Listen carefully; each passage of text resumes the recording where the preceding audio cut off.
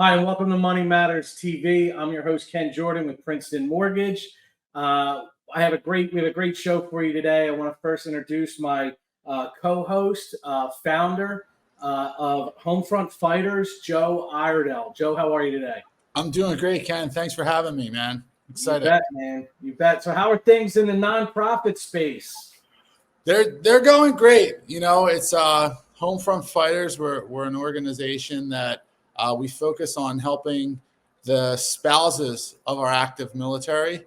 It's something that through personal contact and things with some of guys I train with, we really started to think about when they're deployed and when they get moved around to different bases and things. It's the wives, it's the spouses that really are at home fighting the fight every day, so they can go and protect us and do their job. So these are they're getting the kids to school, they're getting the bills paid, they're doing all the minutia of everyday life, and they don't really get a break or really get any kind of appreciation for it or support. So we started Homefront Fighters as a way to, join that community together and show them some appreciation. So we do free events for them. We offer, free meals, things like that. And, it's been a really great experience so far for us. And it's really rewarding what we can do for the military spouses. That's very cool, man. Very, very cool. So tell me, like a lot of our viewers, entrepreneurs, business owners, what are some of the things that they should be looking for when they want to, kind of get more involved with philanthropy and what led you in that direction?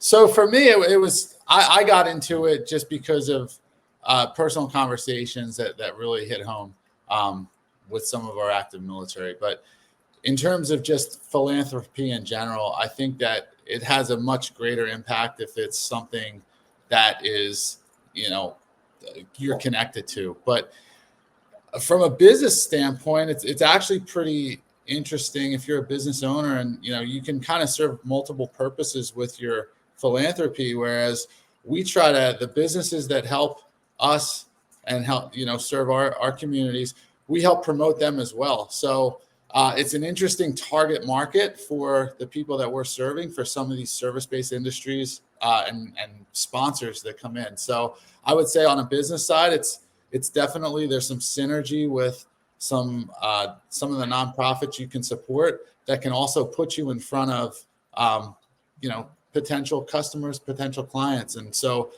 you're not only are you doing a great thing and you're helping a great cause, but you're also getting invaluable exposure that you may otherwise not be able to get in front of. So it's really it's kind of a good way to serve both purposes there. What's the environment like from an economic standpoint? Are you starting to see any kind of drop off, a spike?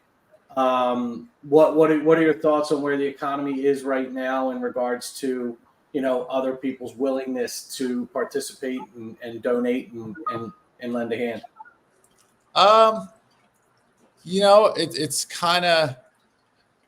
It sort of ebbs and flows because we're, I like to, any businesses that I get into, I'm a hedge guy. So when one's down, another industry's up. So with the donations and the people that are helping out, we see that, in a down market, some industries, they'll be more apt to have big gains and want to donate and help out.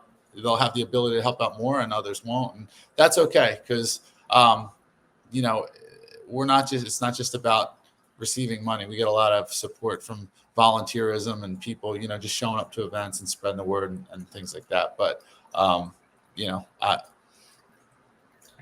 I'm guessing that the economy has something to do with it, but we haven't seen it. What's some advice for other, let's say, nonprofit directors getting their initiatives off the ground? What are some of the things you've done successfully to generate interest and buzz and really let people know what options they have? It's no different than starting a successful organization. Number one, you absolutely have to vet the people that are around you that you let in, because, and I have a saying, it's not mine, but I stole it, that it needs to come from love and not for love. So the people that want to help and want to be involved, you have to make sure that they're doing it for the right reasons, number one. So I would say, bring in the right people to do it. And then secondly, the landscape of starting a 501c is tricky. So get yourself a good either legal team or something to make sure that all the T's are crossed and all the I's are dotted and everything's done exactly how it should be done. Because, not to dwell on the negative, but there's a lot of, unscrupulous charities out there that come about. So we just want to make sure that if you're going to do it right. Make sure you have everything done, record everything, and so forth. So that would be my biggest advice. And the other thing too is it's not a race. We want to be doing this forever. So if you do it right from the beginning, it's going to last a lifetime. So that's kind of where we're at right now. Very cool. Well, we have a viewer question. You ready to answer a question from one of our viewers here? Absolutely. So Nancy Bronx from Philadelphia says, what are some questions to ask charities before actually donating? Oh, thanks, Nancy. That's a great question. In fact, I love when we're asked this, because there's a couple things that you want to do. Number one, first and foremost, if you're looking, you want to make sure that it's a tax deductible donation, a 501c. There's an easy way to check that out on a registry. The second thing that's really important is to ask how much of your donation is actually going to help who they say they're helping. And that is all, again, if we go back to how everything gets filed properly and so forth, that information is always readily available. You can see the percentage of your donation where it goes to the cause that's being helped, as opposed to, who knows where. So those are two things. And then beyond that, there's a couple, maybe not deal breakers, but you want to know what their mission statement is. You want to know if your information is being sold. You want to know essentially if there's other charities or splinter spin-offs of that organization that maybe don't align with what you think it is. So it's always good to really do your due diligence, but the main ones are, is it a recognized 501c3, and is it are they actually spending the money on what they say they're spending the money on? And if they can't provide that to you, then you just need to dig a little bit further and make sure that you're doing your due diligence. Great answer. So if you're interested in sending in a question, here's how to send your question into Money Matters. You can have your questions answered on Money Matters. Please go to our website, money-matterstv.com. On our homepage, click on the banner on the right that says Send Us Your Questions. While you're on our website, you can find information about our host and guests, as well as show notes and links about this show and past shows. Money Matters is also available as a podcast on iTunes and Stitcher, so you can listen to Money Matters while you're on the go. That website address, again, is money, MONEY, -matters, MATTERS, TV.com. All right. Well, Joe, I'm super excited to have our guest today in what seems like constantly a timely topic. Is real estate. Today we're joined by Philadelphia native and CEO of the Summers team with KW Empower, 20-year veteran of the real estate industry, Chris Summers. Chris, thanks a lot for joining us today. Ken, thank you for having me on, and what a great first speaker, with the not-for-profit and kind of giving back to the community in whatever way that one could do it. And not for nothing, your hair is like perfect. I'm like, a little bit jealous right now. But seriously, thank you for having me on Money Matters. Our pleasure, my pleasure. And I promise you that it takes a while for this to happen. It doesn't happen by accident. So I always got to set aside a little time. But anyway, topic of conversation, it seems, is starting to permeate, at least in the general public, a little bit at a time, is this NAR, National Association of Realtors settlement. And what I was hoping you could share with us today and our viewers, what exactly are people talking about when they hear the NAR settlement, or they're reading articles about the NAR settlement? I mean, it's a great question, Ken. And, when I first got like the live tweets on that Friday when it came out, all the headlines were wrong. CNN, fill in the blank. It was just a lot of clickbait, sensationalism. And I was like, what is this? But long story short, there's going to be some changes made, when it comes to transparency and communication to the consumer. But at the end of the day, I think it's really being blown way out of proportion. You're on Facebook, everyone's on Facebook, and these mastermind groups, like just complete drama. But at the end of the day, buyers, sellers, agents, will need to, plan, prepare, be ahead of the game when it comes to their communication. There's going to be more buyer presentations now, in addition to listing presentations. The communication of what a buyer agent will be compensated, will be transparent.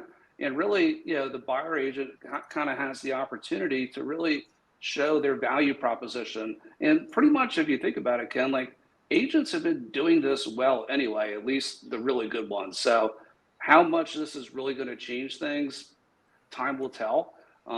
But we'll see. I'm happy to answer any follow-up questions on that, because it could go wide or narrow. But I do have an opinion on what will happen.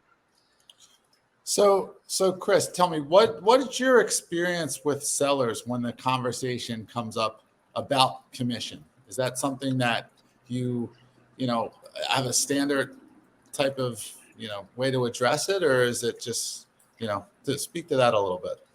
Yeah, I think that's very transparent, Joe, from day one. Like if you go on a listing appointment, again, you have all your paperwork, or maybe you're doing it online like this, 9 times out of 10, you're the seller, Joe, or Ken's the seller. I look forward to selling your guys' properties if it comes up in the future. But we're going to make a decision at that point, what the commission is, that gets paid, to your listing agent. And now, basically, at least in the state of Pennsylvania, let's say the real estate commission is 6, right? So 6 gets paid to the broker, and in turn, the broker pays the buyer's agent 3, right? So we're already talking about that from day one. So fast forward, obviously more will be revealed. The court will approve these things, but the form will probably change where it will be, the seller is paying the listing person 3 and the buyer's person 3. So at the end of the day, or if it's 5, it's 2.5, 2.5. There's really no difference there. And I think most listing agents are going to continue to do business the same way. Why?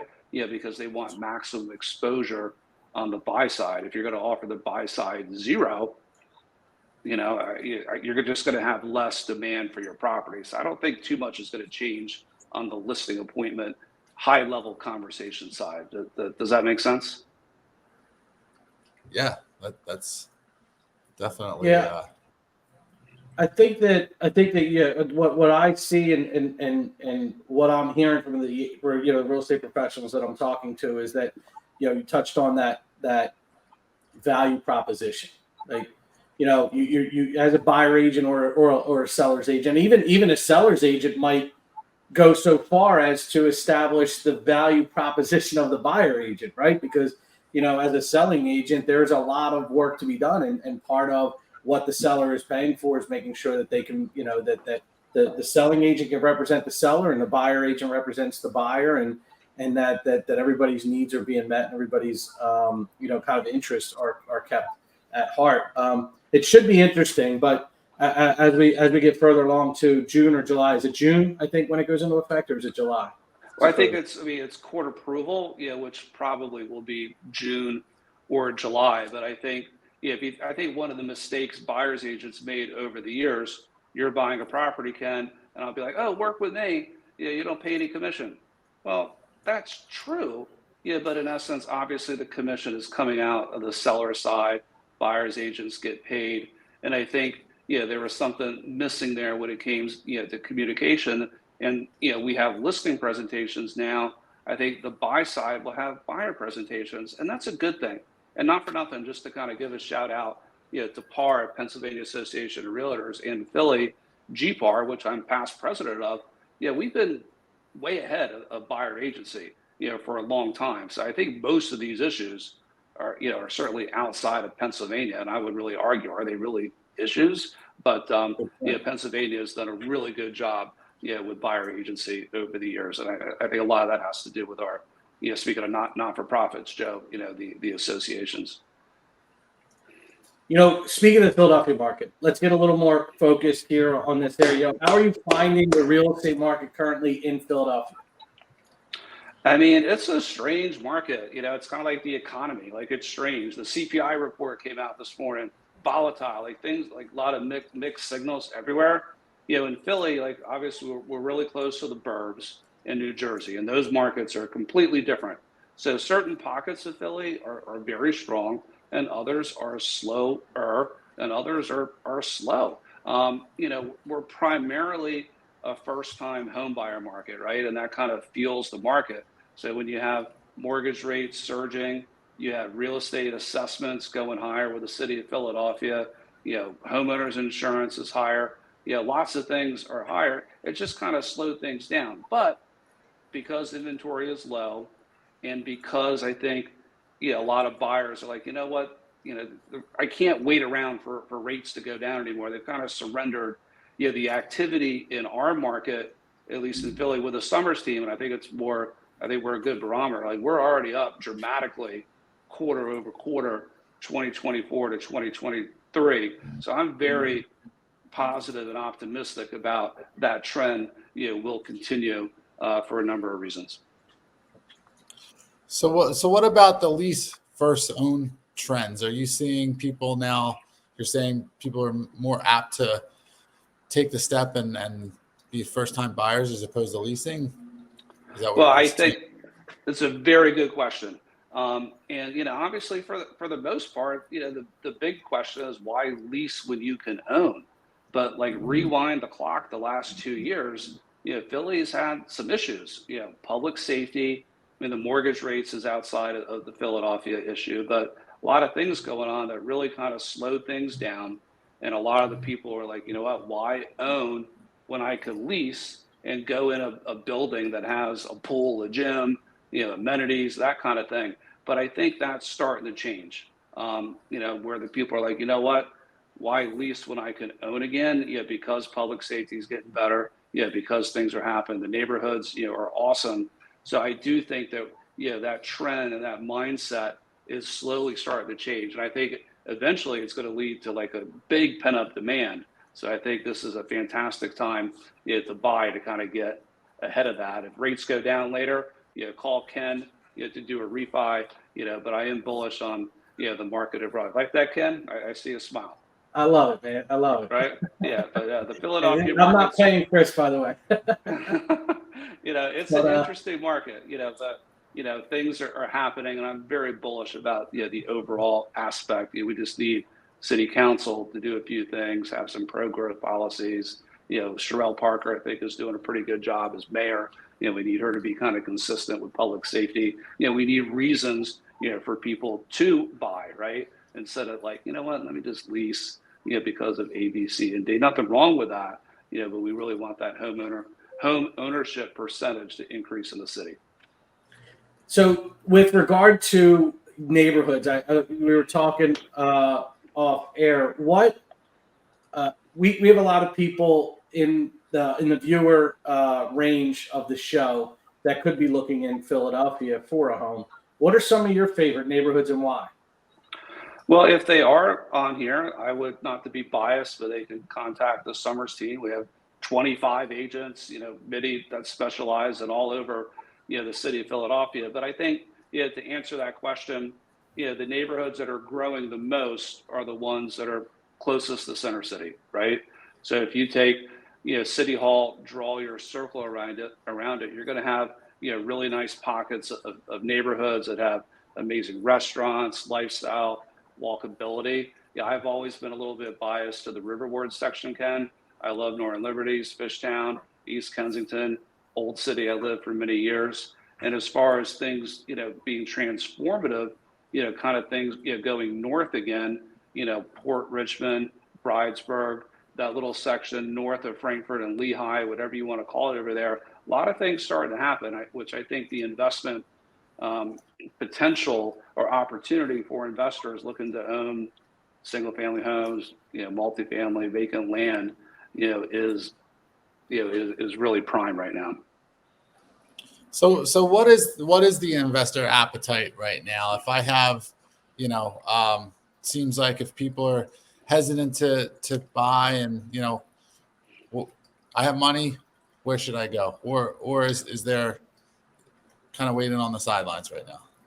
Well, that's a really good question, because I think for investors, a lot of investors, just threw in the towel, and not in a bad way. When their tenants moved out over the last few years, the market's been higher. A lot of those investors that might own 1 to 20 properties, have sold, and those tenant occupied properties have turned into owner occupants. And moving forward, due to the regulations with the city of Philadelphia, due to the COVID nightmares, due to evictions, due to squatting, due to L&I, due to the market slowing down, a lot of investors have just left, and that's okay. And it shows, the city, hey, they really need to kind of step it up to get its support to make investments back. But for new investors coming in or existing investors, I think the opportunity is that much more because there's not as much competition, right? When a new property comes up, maybe it has 10% built-in equity. Maybe you're not competing with 10 other buyers. Maybe it's just you and the seller. Or if you have a good buyer's agent, it just gets done, right?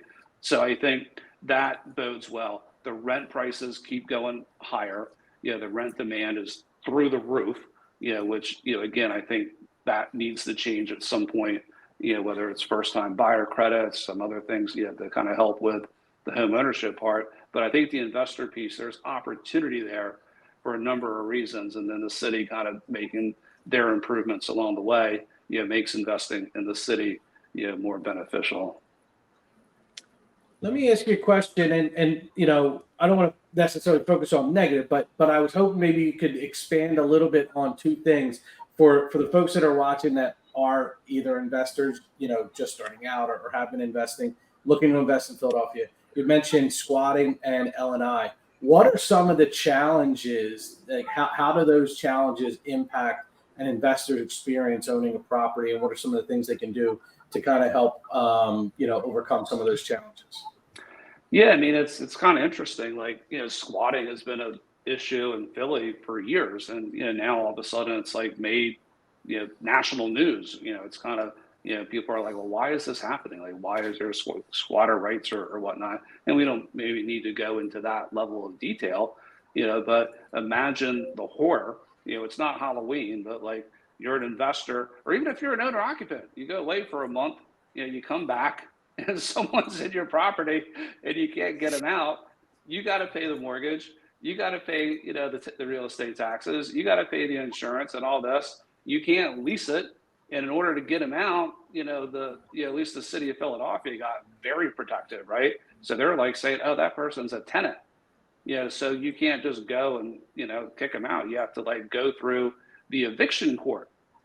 And I had some investors through COVID, they didn't get paid rent for 2 or 3 years. Wow.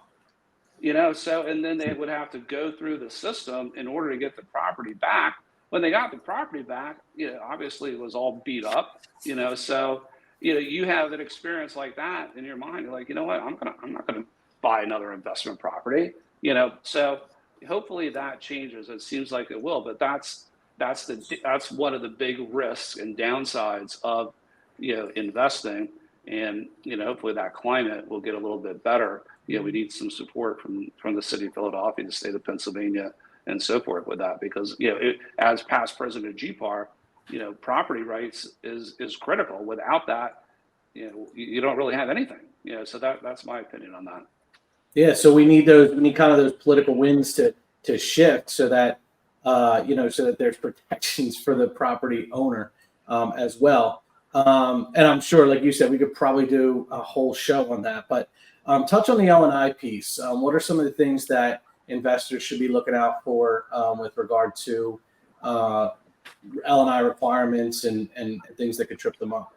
Yeah, I mean, I think like if you do things the right way, Ken, I mean, you should be fine. I mean, I think some issues that maybe people didn't know that they might have needed to pull permits, how they didn't know that, I don't know. Then you can get something shut down. But I think more the issue isn't as much that, but like them being really backed up, when it comes to doing an inspection for new construction, to get a certificate of occupancy or maybe some other things along the way. It's just. It's a department that does a lot of work and they're really understaffed. So it just adds another layer of a puzzle, that as a property owner that you might need to work through, or maybe it's zoning outside of L&I. So just dealing with the city, maybe lump that up in whatever level it might be. It's just more layers, to work through. But again, if you could work through them, have the right people around you, whether it's, attorneys, architects, realtors, real estate team, finance team, then it will certainly be better. It takes away surprises. So your takeaways. Go ahead, Joe. I'll let you wrap us up here. Just if you're thinking about listing, is now a good time? Or should we just wait until rates are, what's your thought on that? That's an excellent question.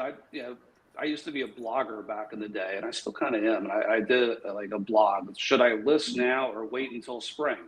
And it went viral.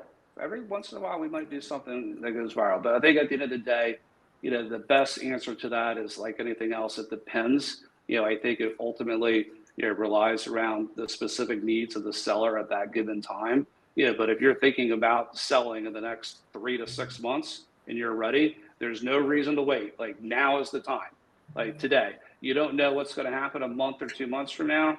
Ken, I don't know what happened with mortgage rates today, but I imagine they went a little bit higher. Will they continue to go higher?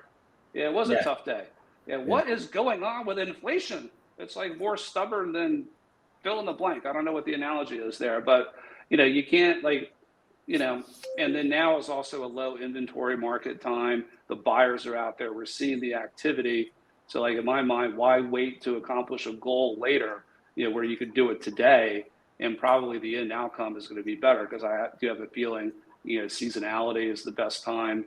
You can't control what happens in the future, but you can control today. Well, I appreciate you being here, Chris. This was a terrific conversation. I know I got a lot out of it. Joe, thanks for being here as well and joining the chat. Join us next week where our guests are going to be Paul Daneshrad, founder and CEO of Star Point Properties. That should be a good show. So until then, your money matters.